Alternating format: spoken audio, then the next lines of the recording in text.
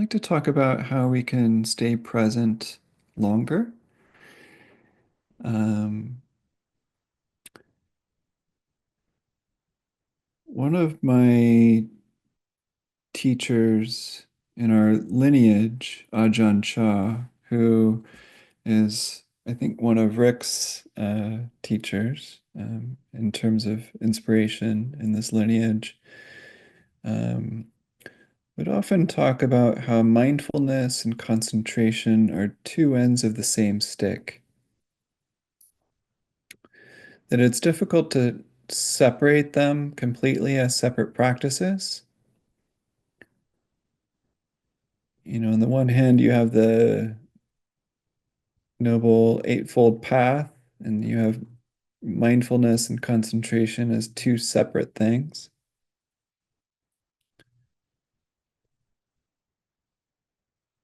but they often work in tandem. Concentration meaning a narrowing of attention, narrowing of awareness, narrowing of focus onto um, something, say, smaller and smaller, excluding a lot of your experience. Some teachers will say that it's like having a bulldog mind of biting down on one thing and one thing only and not letting go. Forgive me if that image is unsettling. Um, but the point is, can we kind of lock in on one part of our experience and stay with it um, at the exclusion of anything else that's happening? Um, a lot of mindfulness practice is more open in the sense that we're noticing things changing over time, opening to the rising and falling of emotions and sensory stimuli and mental chatter and reactivity and all sorts of things that may happen in our experience. Kind of opening to this unfolding wave with the fullness of experience. Um, in order to stay mindful with the unfolding now, one has to have cultivated some amount of focus or concentration in order to stay with the unfolding experience without allowing the mind to get distracted. And if it does get distracted, can we notice the distraction quicker and quicker and be with that?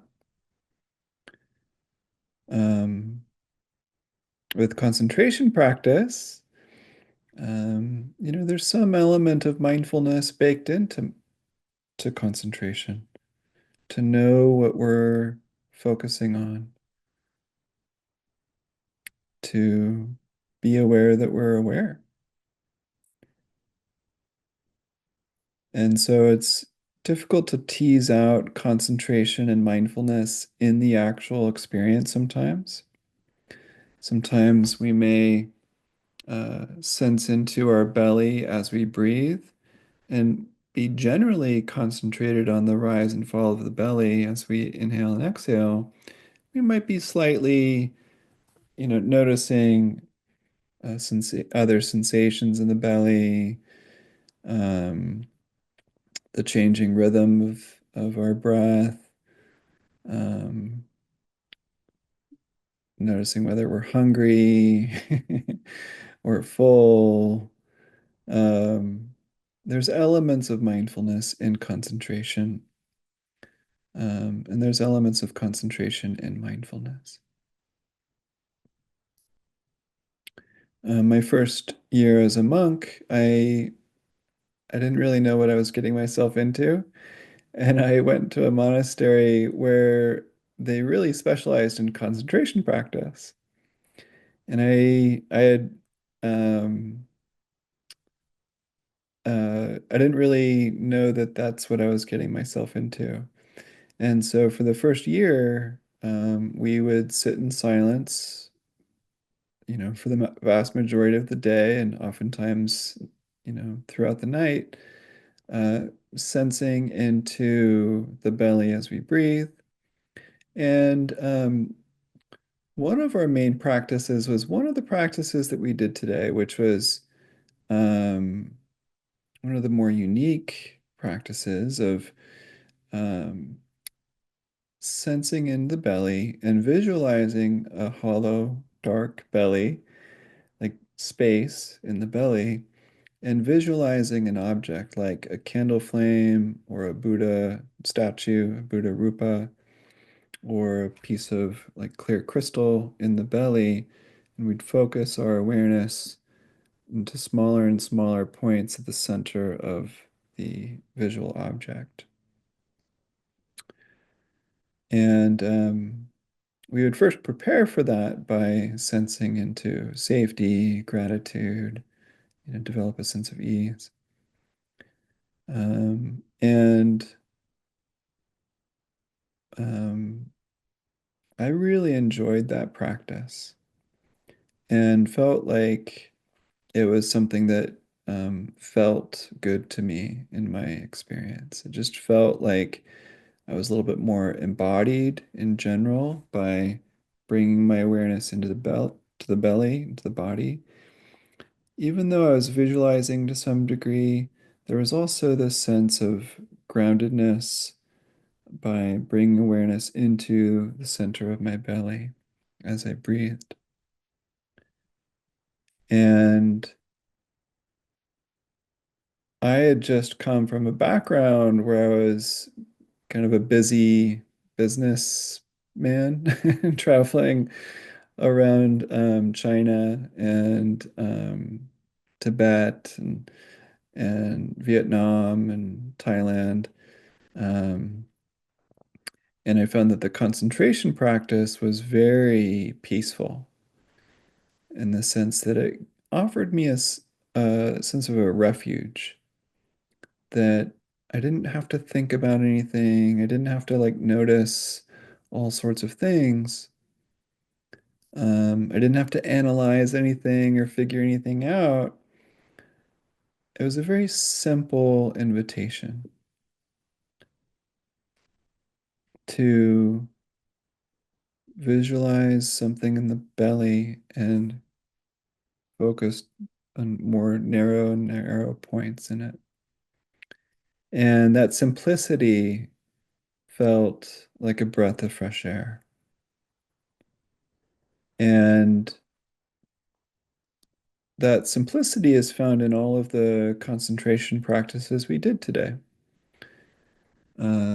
We, would focus on a visual cue outside ourselves and focus on something maybe on the wall, on a surface, something in front of us, but we would focus on one thing outside ourselves visually. Very, very simple practice. Counting exhales.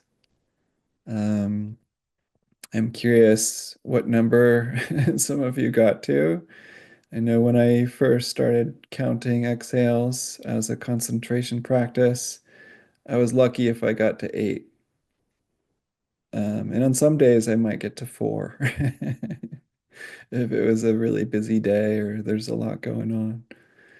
Um, the good thing is that this is a practice that we cultivate, and that the more we practice, generally speaking, the higher number we can get to, the longer we can stay with a visual object, the longer we can stay with the breath, the felt sense of breathing at the nostrils, the sensations of the heart, etc. You can repeat, a mantra or a phrase or a word over and over and over, and that this is a cultivated practice, and it becomes something that tends to feel easier over time, especially with consistent practice.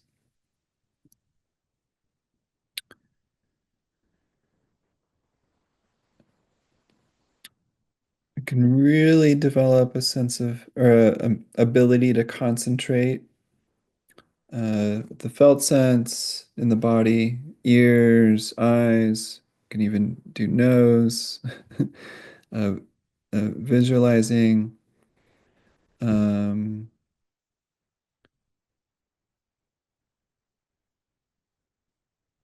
it's easier to cultivate this on retreats or on longer practices. Today was a relatively short practice of half hour.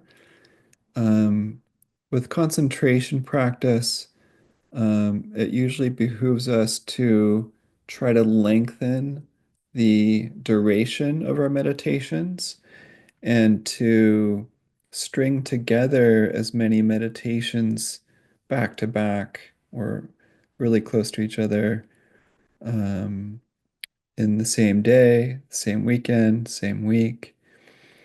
And we find that the more we're able to practice, the longer we're able to practice, um, we start entering into different states of mind where a sense of stillness um, enters the mind, sense of ease, and oftentimes joy is felt in the body. A sense of perspective tends to come in our lives because we haven't been trying to process a lot of information or data. We've been stilling the mind so that our lives clarify, like shaking up a snow globe. We can allow all of the energies of our lives to settle, and there tends to be a perspective in our lives that occurs, which, for those of you interested in the Eightfold Path, can lead to our um, understanding of right view and can fuel right effort as well, because we're clear about our priorities and our values and what's really important. It's this practice of concentration that I found super helpful for adopting a life of simplicity. Because when we have the stillness of mind, we tend to sense into a greater sense of peace. And we realize that all the things we're kind of chasing or the things that we think we needed um, aren't actually the things that necessarily create happiness. That a lot of that happiness and well-being and peace comes from um, simplicity,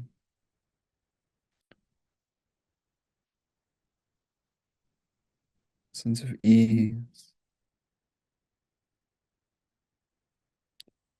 and just finding a sense of peace with this life as it happens.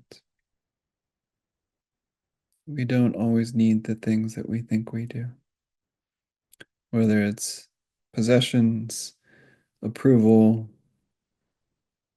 um,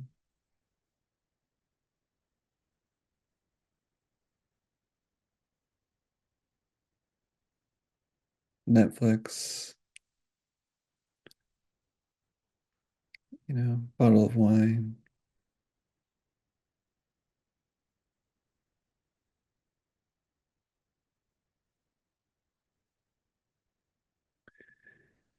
Um,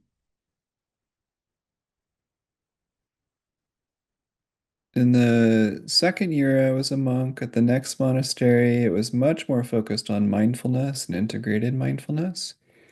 And some of the monks would practice concentration by repeating the loving kindness phrases, may I be safe, healthy, happy, at ease. Other monks would um, put something in front of them to concentrate on visually.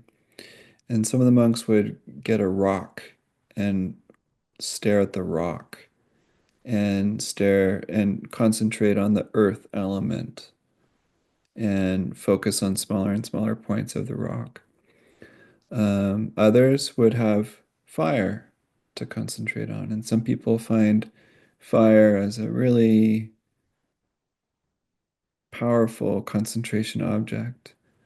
Um,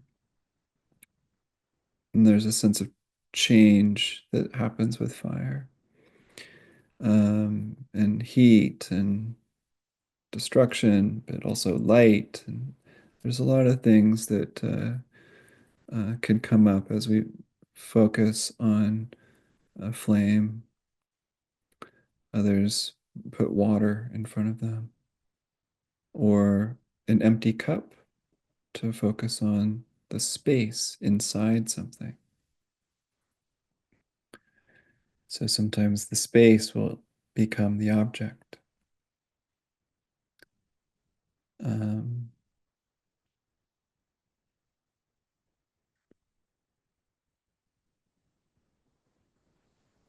the more I practice concentration, um,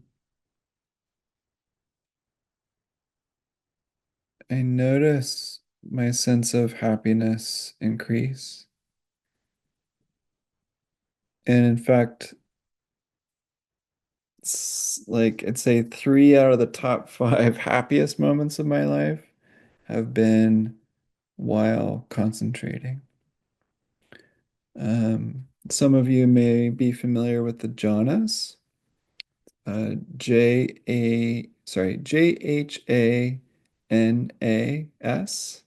jhanas. And depending on who you talk to, like some people say there's four jhanas, some people say there's eight, but most people describe the journey of going through the jhanas as basically being the same, um, where there's a stillness of mind, there's a sense of joy and rapture that can come from experiencing that simplicity and stillness. And then a sense of ease washes over us. Um, sense of equanimity comes. And then in really concentrated states, there's neither pleasure nor pain. There's no like objects. There's a dissolution of separateness. For me, in my experience, there's often a sense of profound interconnection that's felt in a almost subatomic way, where it feels like I'm really at one with everything.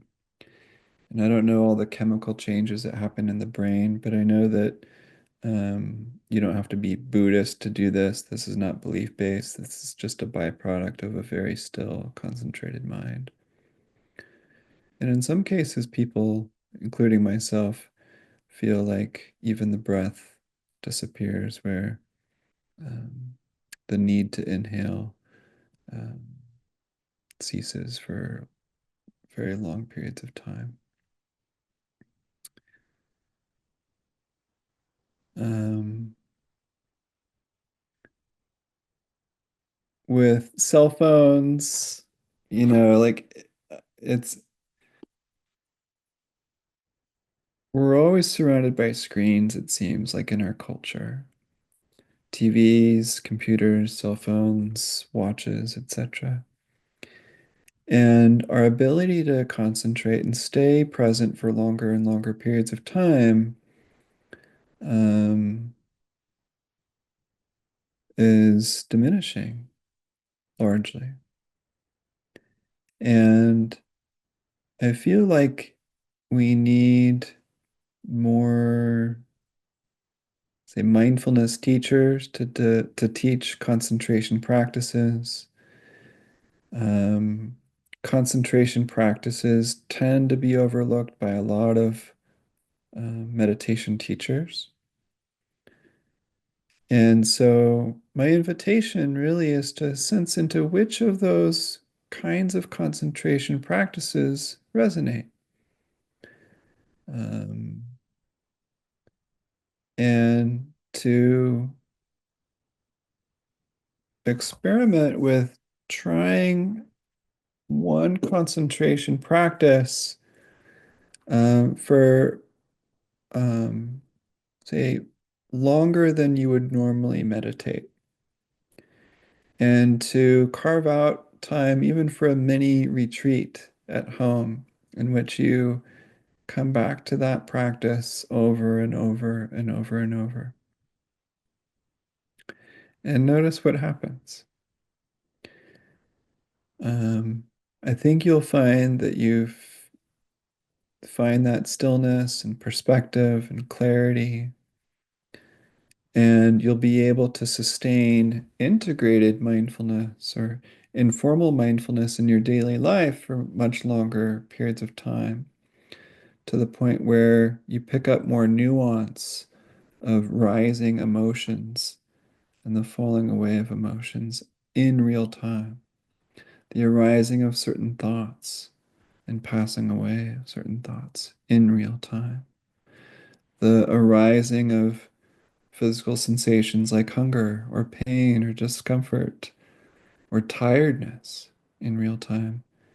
And we stay with that, and we notice those change too. And we're able to stay with it, not just noticing and logging it and then deciding, well, what do I do now? But rather actually staying with the arising of sensations and thought patterns as they happen, and noticing how they change as they change, and noticing what arises after that and what passes, and staying with those waves. It's not just like one wave and then you fall off the surfboard. It's like you're riding a wave across the Pacific. It's like you're catching it in New York, and by the end of the day you're in Portugal. Um, so it's really the fuel for mindfulness. Concentration is what sustains our ability to stay present. Um, and without concentration, without having cultivated concentration by focusing on one thing and one thing only, and locking in for as long as you can and keep coming back, without that, our mindfulness is distracted at best. We might notice the superficial aspect of an experience, but not really sense into the deeper layers of what's actually happening, or staying with the unfolding of it for more than a couple seconds. Um, it's important to note that, this is not about suppressing anything or bypassing anything. We still need to bring the gentle awareness and mindfulness to our shadows, deep emotions that surface in our days. We do need to tend to those things too. But in the actual practice of concentration, it's okay to exclude those things for the time being, to cultivate this fuel of awareness, sustained awareness. And for those of you who are familiar with the five hindrances, um, we can work with the five hindrances before concentration practice, working with sensual desire, um, ill will, sloth and torpor, restlessness and worry, and doubt, through a lot of the classic practices that we do to um, overcome uh, the hindrances to mindfulness. the hindrances to concentration practice. So we can adopt the antidotes to the five hindrances before we practice, or during the practice too, if they come up. Just some things to have on our radars. Um, so I'm seeing that there's 25, 26 new messages in the chat section. Yeah. Just for the sake of time, maybe I'll kind of run through these briefly if that's okay. Does that sound like a good idea, George? Okay. What is your own practice these days? Um, f- like I'm right now, I'm resonating with that practice of sensing into the actual heart, the organ of the heart. Um, during sort of a loving kindness practice. Like I'll do a loving kindness practice and then sense into the feeling of care in the heart and use that sensation of care as an object of concentration. It's relatively new to me, and I find it very helpful for uh, feeling love, quite frankly. Dun, dun, dun, dun. Seeing some comments. Beautiful. Do you also use different breathing patterns during your meditation teachings? Um, Generally speaking, no. But when I work with certain clients, sometimes I'll invite box breathing. And I'm actually doing a breathwork facilitator training program as a student where I learn how to facilitate certain breath work. It's in the tradition of Asha, ASHA. I was in Tuscany a couple months ago with the founder of the Breathwork Retreat Center, and I've signed up for the year-long training, but I've experienced very deep, profound transformation through this style of breathing. And the founder of it is on my podcast. His name is Anthony Abignano. Highly recommend it. So I'll be doing more of that as a facilitator in the coming years. Um, what was the title of Locke Kelly's book? Effortless Mindfulness. Could you please post your podcast info? Yeah, I've done it a few. I'm wary of promoting anything. I'm really just here to, you know, support. But I just posted it in the chat section. It's called the Mindfulness Exercises Podcast with Sean Fargo. Sean, if you could expand, please, on the concepts you described or outlined about how these types of practices can make priorities or ideas appear clearer in your mind or being. Um, yeah, it's kind of like how if you go on a vacation and then you come back and you're just like, oh, wow, like this is the routine I used to have. These are the thoughts I used to have. These are the stories and the, you know, challenges that I had. It's like, oh, okay. I can relate to these a little bit differently now. It's kind of like vacation in a way. Like a really restful, rejuvenating vacation where the nervous system is settled, the mind is clear, you can process things more clearly. It's it's kind of like that. But also like in the concentration practice when the mind becomes very concentrated, insights often arise in real time. So insights of the nature of interconnectedness, how a lot of the suffering that we experience um, is sort of self-created oftentimes. Um, so a lot of insights arise. And this is actually a great practice for creators, which I would argue is all of us. We're all creators in some ways. And so having this spaciousness and stillness of mind can be very helpful for allowing um, creative thoughts and ideas to come. Um,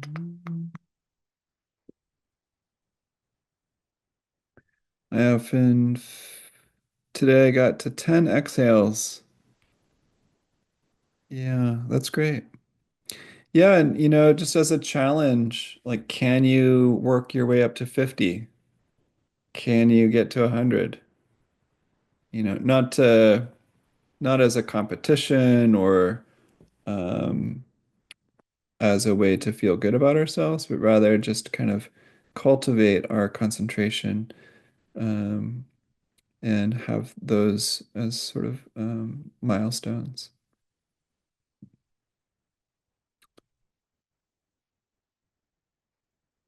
14 exhales.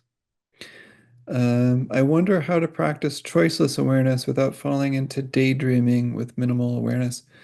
So, so choiceless awareness is sort of this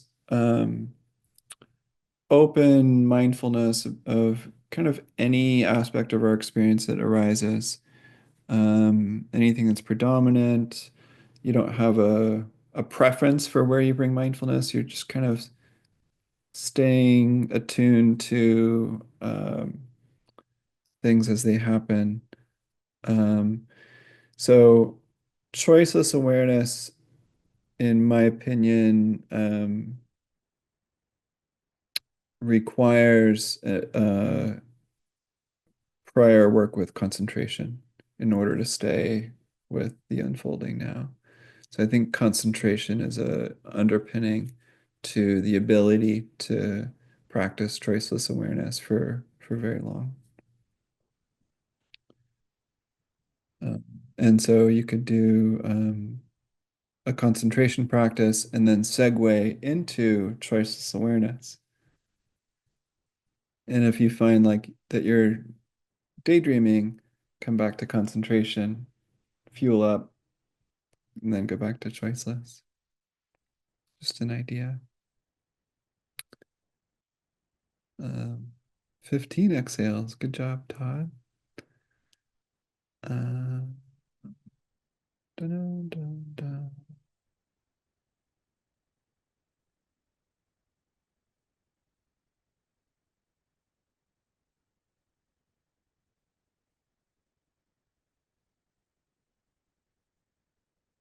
A couple questions around the antidotes to the five hindrances. It's funny because I wanted to attach a book here that really goes into a deep dive on a lot of this, but I'm not seeing the ability to attach a book like a PDF. Um, oh, I know.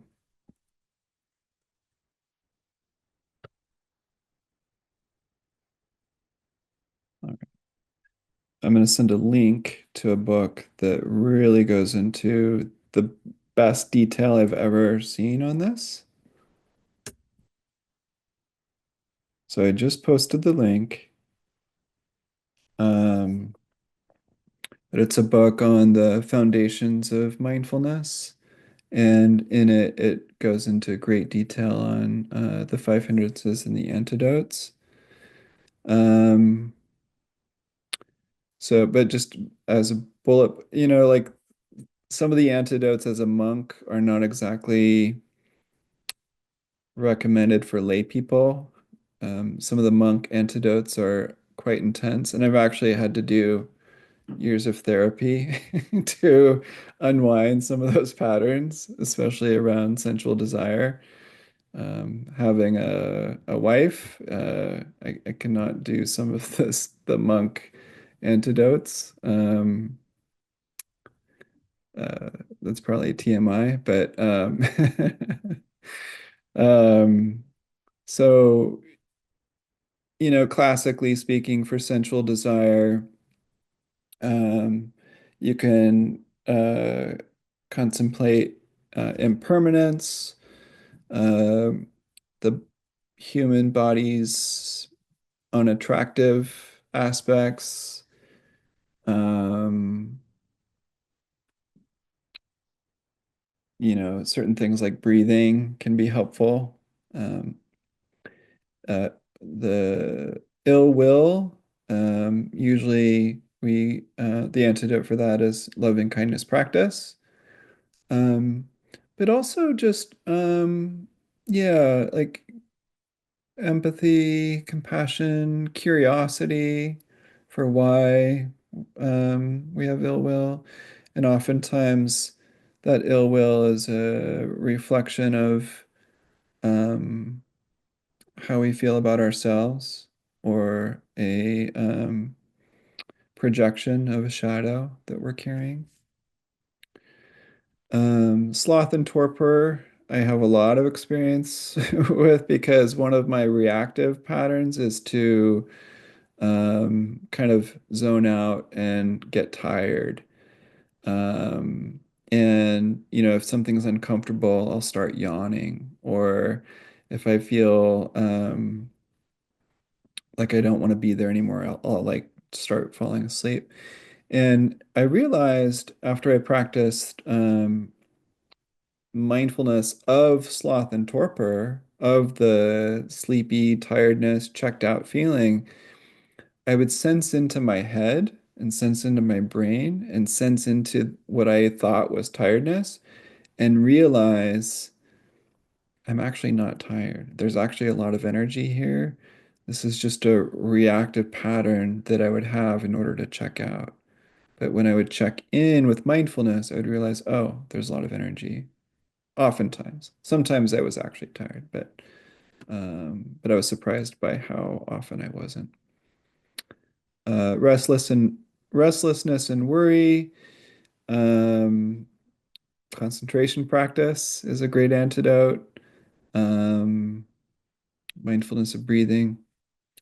And then with doubt, to me, that's the trickiest of the five hindrances. Um, and so with doubt, we can just bring curiosity to the teaching, journal about whatever the teaching is that we're doubtful of, about our own experiential understanding, and to talk to teachers about it and see, like, am I missing something? Am I assuming something? What's happening with this that I'm not resonating with? So I hope that's helpful. Um,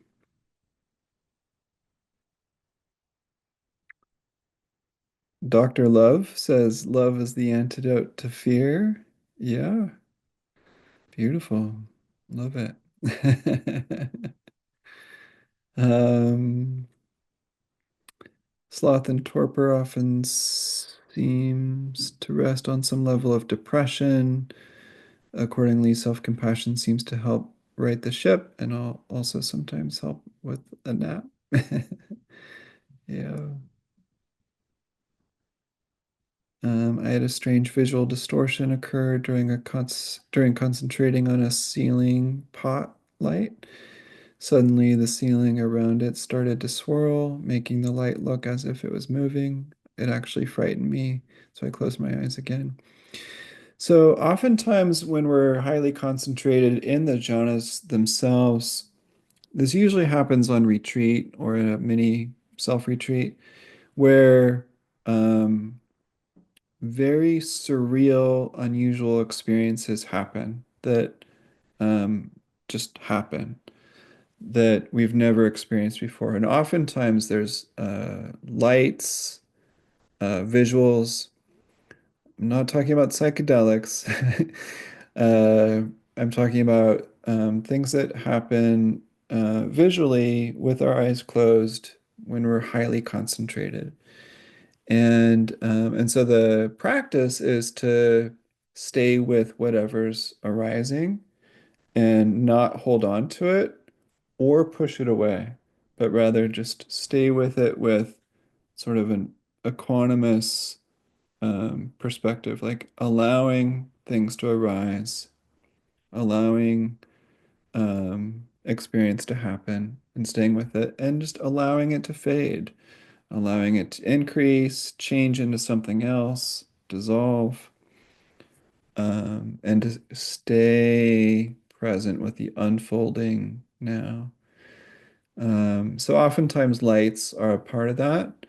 Um, yeah, if anything feels overwhelming or unsafe, please back out, seek support, go for a walk, take care of yourself. Um, we're not here to push ourselves like into intense like discomfort. So please, you know, um, consider that as well.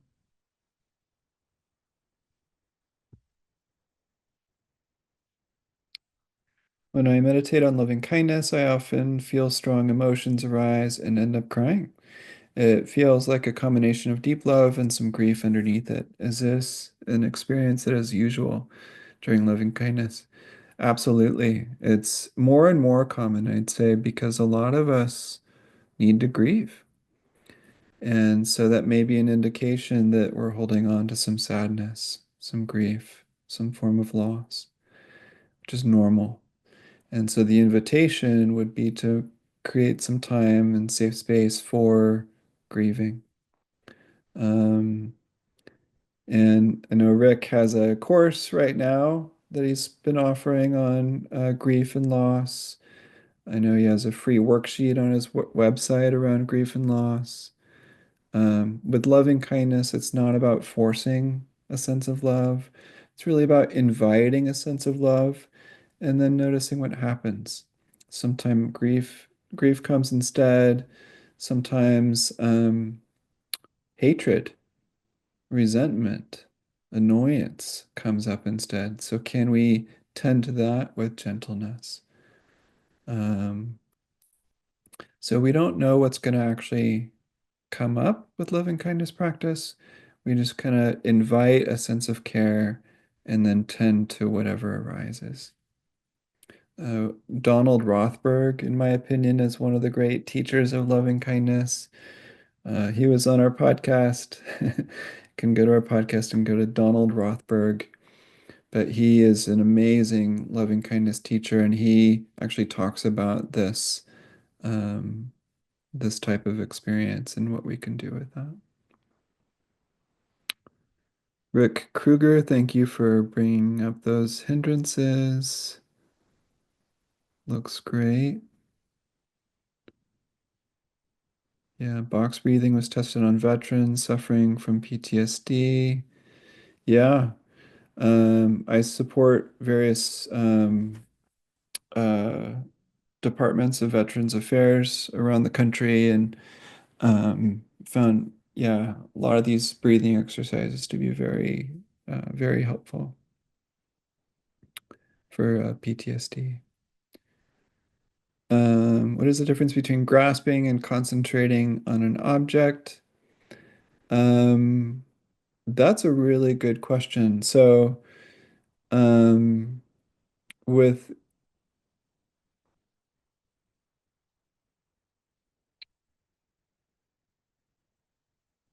I guess I would frame it depending on what the concentration object or what the concentration object in practice is.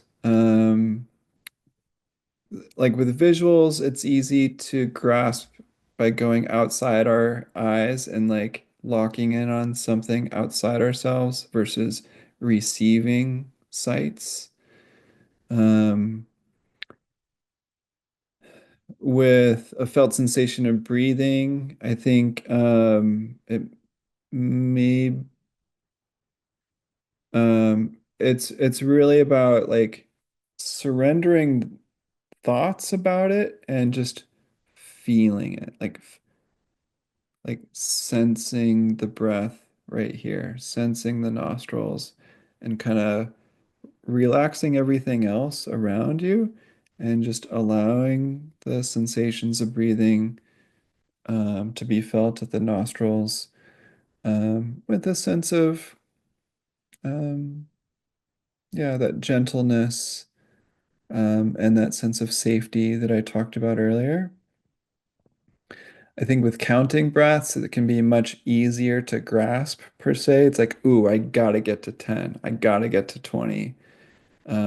So with grasping, it could come in the form of accomplishment, of self-worth. There's a different kind of grasping that I think is um, that we're more prone to.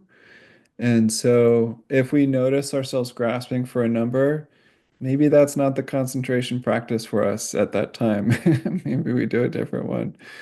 Um, for me, actually, one thing to help with the grasping of counting is actually going from 1 to 10 and then 10 to 1 and then 1 to 10 and then 10 to 1 so that I'm not trying to go for a high number. I'm simply kind of oscillating between 1 to 10 to 1 to 10 to 1 to 10. So it's more of a process-driven practice rather than an outcome-based practice. So those are a few thoughts on how we might differentiate grasping and concentrating on a few of those practices. I'm seeing, is it helpful to note resistance when it arises in response to a hindrance during meditation, since resistance is just another form of a hindrance? Absolutely. Yeah, if there's any form of resistance, then it's a wonderful note. I think that's very insightful, Linda. Um, Oftentimes with hindrances, uh, there's often a judgment. Um, but yeah, noticing resistance to a hindrance is a wonderful note. Just because you're noting resistance doesn't mean you're identified with it. So I think noting can help us to just be aware of what's happening, and that awareness allows us more freedom to choose. So we're not the resistance, we're aware of the resistance. So the noting can be helpful for kind of unlocking from identifying with it. So if we're able to note it, um, we have much more agency than if we're identified with it. Jeffrey, thank you. I don't know where you are, but thank you. Um, Lori, hi. Do you want to share something? The resistance on an unhealthy attraction. Like I tend to be attracted to unavailable partners. And I just can't help myself. I feel helpless in that area. Is there anything you could suggest or help? And, it can have something to do with sexual or more romantic or the attention, something like that. Um, It's embarrassing, but still, I need some suggestion. yeah. Yeah, I feel like there may be a lot of follow-up questions I would want to ask to really get to the heart of it for you. Mm-hmm. And there's a lot of nuance here. Like, do we know that they're unavailable? Maybe I think there's a lot of nuance here, a lot of factors that could be involved. Um, yeah, I don't really have a great stock response for for you right now. I'm sorry. Um, yeah, but I wish you well. I hope that you find someone who treats you well. Um, thank you. I appreciate that. And the reason I know that they're unavailable is my therapist and I have like recognized a pattern. And Yeah. so that's the key, I guess, is to, um, in this instance, notice the pattern and show some resistance. Yeah. Yeah. I mean, I think for some people, it's a matter of almost self-protection. Like if we know that they're not available, then it's safe for us to like them because we know that it won't get sticky. Hmm. Again, I don't want to assume anything or, you know, Yeah. but there may be, yeah. Um, I'm glad you're working with someone. In terms of patterns, I will say that I really recommend this book called The Five Personality Patterns, written by someone who lives here in the Bay Area named Stephen Kessler. But I'm That sounds great. Yeah, Yeah. I'm really a big fan of the patterns that are laid out. Also a fan of the Enneagram. But sometimes when we get to the core underpinnings of our pattern, we get a sense for why we're attracted to certain energies that complement or supplement our pattern, or satisfy something that we're longing for. So, um, but Yes, yes. you know, That there's that an old sounds it resonates, and I'm going to get that book. So I'm sorry, I didn't mean to interrupt. Oh, it's okay. Like one of my favorite teachings was like the Buddha had an attendant named Ananda, like his main attendant was Ananda. And there was a woman who loved Ananda. Like she wanted to marry Ananda. Like he's a monk, but this woman like was just so infatuated with him. And you know, made a lot of advances to him. And basically, I think it was Ananda himself who said, you know, um, uh, thank you for your compliments, thank you for your kindness, but a lot of the things that you see in me that you like, that you've fallen in love with, are actually aspects of yourselves that you would love to um, sort of awaken to or appreciate inside yourself.